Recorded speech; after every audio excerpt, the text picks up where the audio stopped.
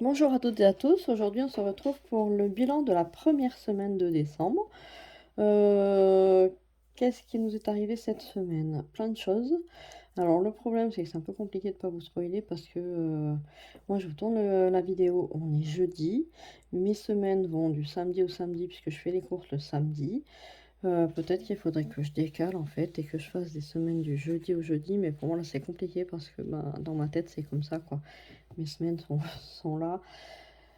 Étant donné que je fais mes courses le samedi, j'ai fait, voilà, j'ai fait mes semaines comme ça et pour moi, tourner les vidéos le jeudi, c'est plus simple puisque j'ai pas de bébé donc c'est ma journée la plus calme, on va dire. Le week-end, c'est toujours compliqué parce qu'il faut courir pour faire les courses, pour faire les choses que je peux pas faire la semaine. Bref, les week-ends passent à 100 à l'heure donc puis je m'occupe de ma fille donc c'est pas évident pour moi. Du coup, ben, ma journée la plus simple, c'était le jeudi, donc je fais ça le jeudi. Tant pis si je vous spoil un petit peu, après je vais essayer d'enclencher, de faire tous les jeudis, voilà. Donc, qu'est-ce qui nous est arrivé? J'ai ma chienne, mon berger allemand, je crois que je vous en ai parlé la dernière fois, qui a un problème de boiterie.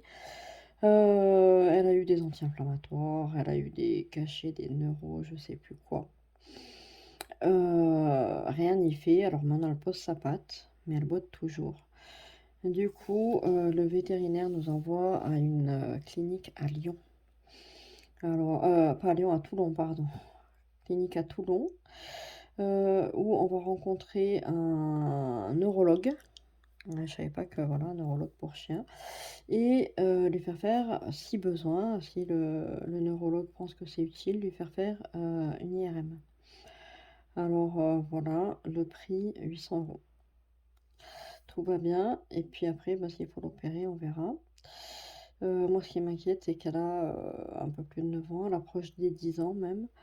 Est-ce qu'elle va encore, voilà, est-ce qu'elle va supporter, une énième anesthésie et cetera? Je sais pas donc bah, ça m'inquiète, voilà, de la perdre là alors qu'elle est «en bonne santé» entre guillemets. Elle a à part ce problème de boiterie, elle a rien, elle va très bien.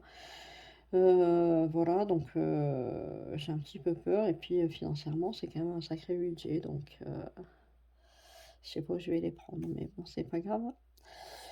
Si on doit en passer par là, il faudra le faire. Voilà pour ça. Hem, j'ai, mon deuxième chien, alors je pense que vous en avez parlé, que j'ai adopté en septembre. C'est un berger malinois. Il se trouve que, c'est une chienne qui est très, très angoissée. On ne sait pas ce qu'elle a vécu puisqu'elle a été retrouvée, errante dans la rue. Elle est très angoissée, donc elle a très, très peur des gens. On a eu pas mal de soucis en extérieur. Quand elle croise des gens, bah, elle a tendance à aboyer, à vouloir leur sauter dessus et cetera. On a des cours avec un éducateur. En extérieur, ça c'est réglé, on peut jamais dire que c'est réglé définitivement puisqu'il y a tout le temps, voilà, on peut avoir des mieux et puis des rechutes. Mais ça fait 3 semaines où ça va très bien.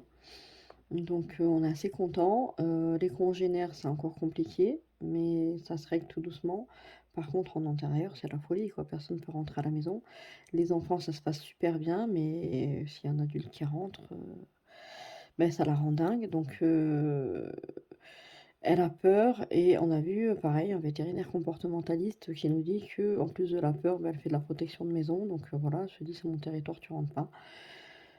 Donc voilà, 160 € de comportementaliste pour qu'ils nous disent ça.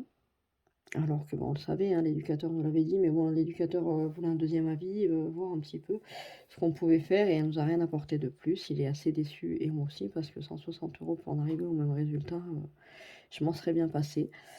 Du coup, on va continuer avec l'éducateur et le vétérinaire nous a dit de lui donner un petit peu de magnésium, ce qui pouvait un petit peu l'apaiser donc on va faire ça. Alors par contre, je ne sais pas si tous les vétérinaires sont comme ça, je vais pas faire une généralité, mais moi je trouve que c'est un petit peu des voleurs quand même. Parce que déjà, 160 € la consultation, ça fait mal. Mais en plus, elle m'a collé 68 € de magnésium. Et en regardant sur internet, la boîte vaut 15 €. Alors qu'elle se fasse une marge dessus, qu'elle prenne 5 €, 10 € dessus parce qu'il y a les frais de port et cetera, bon, ben, pourquoi pas. Mais là, elle m'a multiplié le prix par, 5-6. Faut quand même pas exagérer, quoi. Donc voilà, bah, j'ai regardé tout de suite sur internet. Du coup, j'ai rappelé dans la foulée en disant pardon, en disant: «Laissez tomber, le magnésium, je vais pas le prendre à ce prix-là, ah votre mari a déjà réglé, pas de souci, je vais venir récupérer mon argent et franchement je commanderai 3 boîtes pour le même prix, enfin pour même moins cher sur internet».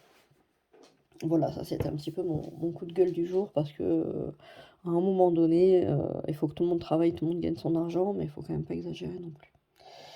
Voilà pour ça, les soucis de santé de ma fille sont toujours les mêmes. Elle doit aller faire, une IRM, je crois que c'est, vendredi, à Aubagne. Donc pareil, 2 heures de route. En espérant qu'ils finissent par lui trouver quelque chose parce qu'elle en a arrêt depuis septembre pour cette épaule et que, bah, ça n'avance pas. Donc elle a mal, elle a très mal, elle dort de moins en moins, donc elle est super fatiguée, elle en peut plus. Heu et personne ne trouve rien. Voilà le résumé de la chose. Voilà pour ça. Aujourd'hui, je vais vous faire le bilan de cette première semaine et je vais également vous montrer mon budget planeur, pour l'année prochaine, le mois prochain même, on peut dire. Voilà, donc on va découvrir ça ensemble. Donc semaine 1, on est donc là, voilà. Je vais essayer de vous en montrer le moins possible de la semaine 2. J'ai déjà commencé à faire quelques courses. Donc pour la semaine 1, en alimentation, j'ai dépensé 167,11 €. Je ne sais pas si vous voyez bien. Pour la maison, j'ai dépensé 65 €. On a racheté une lampe, là, les gros phares là, pour mettre. On en a mis un devant la maison et un derrière au niveau du jardin parce que ma fille va dehors pour fumer et voilà, elle en avait marre d'être dans le noir. J'ai donné 10 € au pompier pour le calendrier et il y a 25 € Intermarché qui complète ça, puisque j'avais pas assez dans l'alimentation pour payer. Voilà, j'ai un peu dépassé mon budget. Et ça nous fait un total de dépenses de 267,11 € pour la première semaine. Voilà pour ça. Et donc, je vais vous montrer mon budget planeur. C'est une amie qui me l'a fait. Je le trouve très très joli. Alors, j'aime autant la couverture que le derrière. Donc, comment il se présente? Il se présente comme ceci. Première page, vous avez un calendrier annuel avec tous les mois pour les dépenses et les revenus exceptionnels. Donc, ça, c'est pour marquer, par exemple, moi, je ne suis mensualisée pour rien. Je garde mon argent pour me faire des intérêts. Déjà, on n'en a pas beaucoup, donc pas question que je les donne à quelqu'un.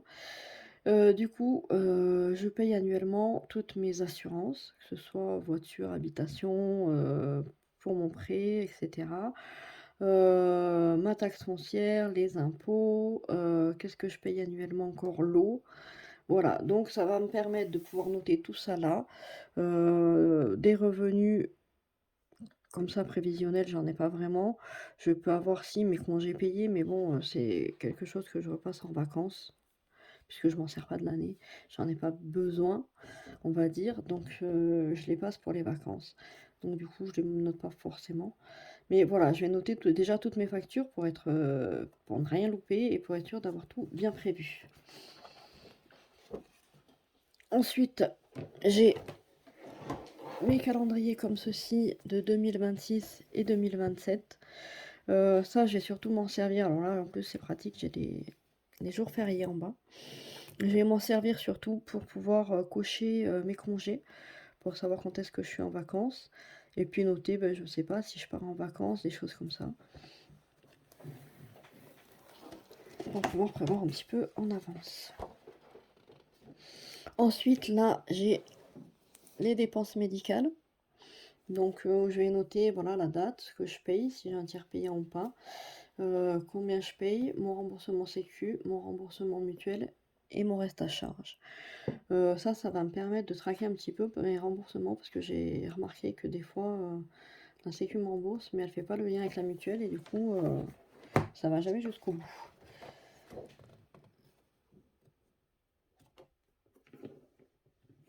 ça, ce sont les provisions annuelles, donc pour prévoir un petit peu justement mes dépenses,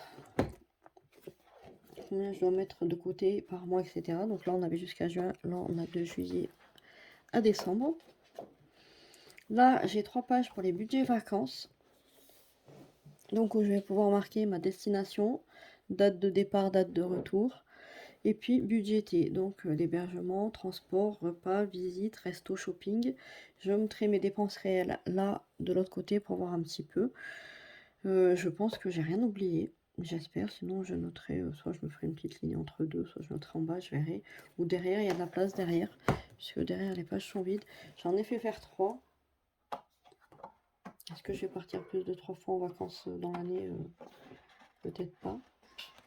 Après, ça peut être bien pour budgéter aussi un week-end, par exemple. Mais bon, j'ai de la place derrière, donc je verrai. Puis si j'ai besoin de rajouter quelque chose dedans, puis si j'ai besoin d'une page, elle s'enlève, donc j'enlèverai, je ferai une photocopie. Voilà pour ça. Là, je vais pas vous spoiler. J'ai déjà commencé à remplir janvier. Donc, je vais vous montrer sur février. Janvier. Février. Voilà. Donc, on a le budget mensuel de février avec les revenus, budgétés réels, les charges variables, les catégories budgétés réels total. Alors, il aurait peut-être fallu mettre les charges fixes avant, ça aurait été plus simple, mais bon, tant pis, je les remplirai. Mes charges fixes, pareil, budgétés réels, mes enveloppes, mes espèces, quoi. Ce que je garde dans mon porte-monnaie. Parce qu'il y a des choses que je paye, donc du coup, c'est pour ça que j'ai des enveloppes, des charges. Je vais y arriver.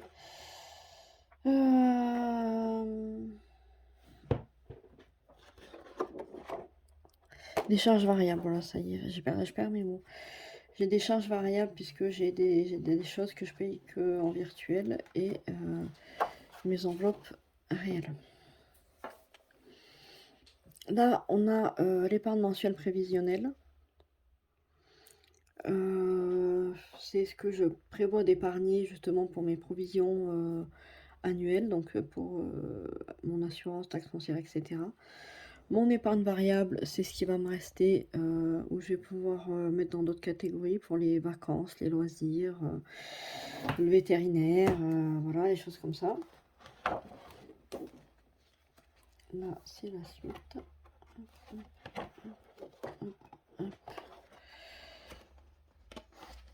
Elles sont très épaisses les pages et du coup j'ai toujours l'impression qu'il y en a plusieurs. Là, ce sont mes dépenses de février, donc pour pouvoir traquer mes achats CB.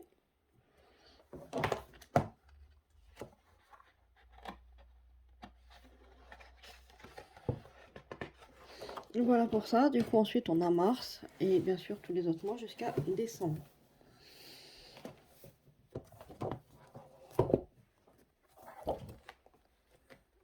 Octobre et décembre.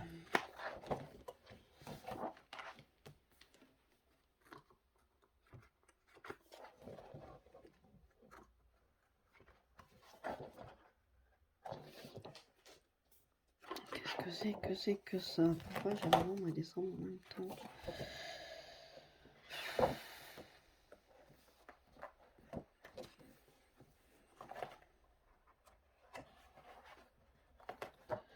Je sais pas, il a manqué des pages. Là, enfin, j'ai les dépenses, un suivi des dépenses mensuelles, donc je peux marquer mes catégories. Alors, je vais surtout le faire pour mes enveloppes réelles. Semaine 1, 2, 3, 4, 5. Et le total, c'est un petit peu ce que je vous montre là dans mon cahier actuel.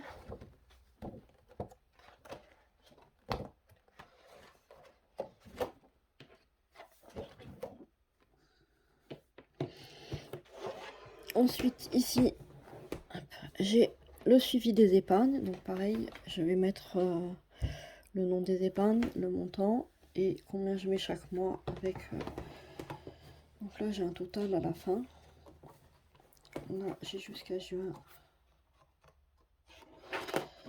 Hop. Et là, j'ai jusque décembre. Est-ce que je peux vous zoomer un petit peu? Ah, c'est quand même très très zoomé. Hop. Voilà pour ça. Là, je le suivi des défis. Donc pareil, je vais mettre le nom de mes défis avec mon suivi. Est-ce qu'elle m'a mis un rapport là? Oui. Voilà, de juillet à décembre. Et voilà. Donc voilà pour mon budget planeur de cette année. J'ai commencé à le remplir. J'ai commencé à le remplir. Alors j'ai juste mis mes catégories pour l'instant. Il faudra que je budgète tout ça. On fera ensemble en vidéo si vous voulez. Je pense que ça peut être sympa. Voilà. Voilà pour ça. Bah écoutez, cette vidéo se termine. Je pense que voilà, elle fait déjà 16 minutes. Elle est déjà pas mal longue pour un petit bilan et pour cette présentation. N'hésitez pas si vous avez des questions. Pour les personnes qui passent par là, n'hésitez pas à vous abonner, à activer la petite cloche pour recevoir les notifications de mes nouvelles vidéos. Pour ceux qui sont habitués, bah, comme d'habitude, hein, un petit pouce en l'air, ça fait plaisir. Un petit commentaire pour faire un coucou, j'aime beaucoup aussi, puis je prends le temps de vous répondre. Et puis je vous dis à la semaine prochaine. Bye bye.